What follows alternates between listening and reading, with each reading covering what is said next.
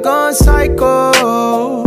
She got me going down, down, down. Got me living on a tightrope. She got me going down, down, down. She got me going psycho. She got me going down, down, down. Got me living on a tightrope. Assalamualaikum warahmatullahi wabarakatuh. Selamat pagi anak-anak.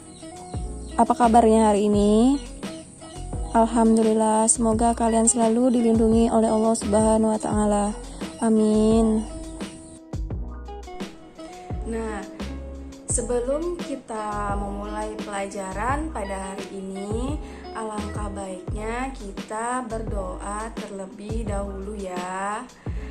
Ayo kita bersiap, duduk yang rapi, tangan menengadah, kepala ditundukkan, berdoa dimulai.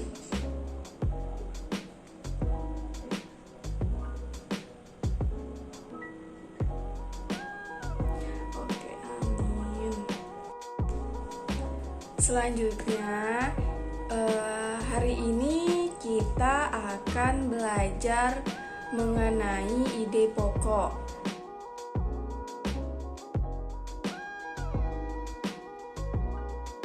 Sebelum kita membahas ide pokok, ini adalah salah satu contoh paragraf. Paragraf itu terdiri dari satu kalimat utama dan beberapa kalimat pengembang.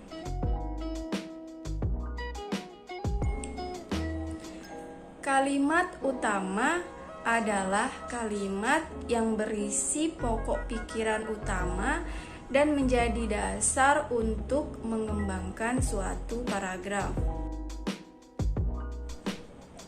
Ya, letak kalimat utama itu ada yang di awal paragraf atau namanya deduktif, ada yang di akhir paragraf namanya induktif, dan ada yang di awal dan di akhir atau disebut dengan campuran.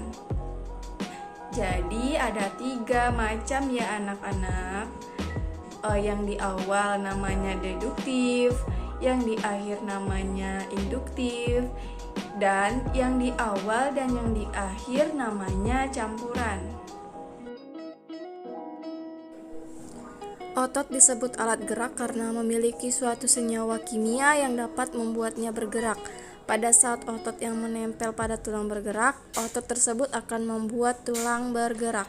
Pada paragraf tersebut bisa kita lihat bahwa kalimat utamanya berada di awal paragraf. Paham ya sampai sini anak-anak? Selanjutnya, sekarang kita akan menentukan di mana kalimat utamanya. Maka selanjutnya adalah kita harus menentukan ide pokok dari paragraf tersebut. Ide pokok berada dalam kalimat utama. Sebelumnya, anak-anak ada yang tahu apa itu ide pokok? Ide pokok adalah gagasan yang menjadi dasar sebuah paragraf atau permasalahan utama yang mendasari terbentuknya sebuah paragraf. Ini adalah contoh paragraf yang di awal setelah kita bisa menentukan kalimat utama dari paragraf tersebut. Maka selanjutnya kita cari ide pokok yang ada di dalam kalimat utama. Jadi kalian dapat menemukan ide pokok di kalimat utama. Selanjutnya, cara menentukan ide pokok satu paragraf. Yang pertama, kita harus membaca paragrafnya tersebut. Lanjut, kita mencari kalimat utamanya dan menentukan ide pokok.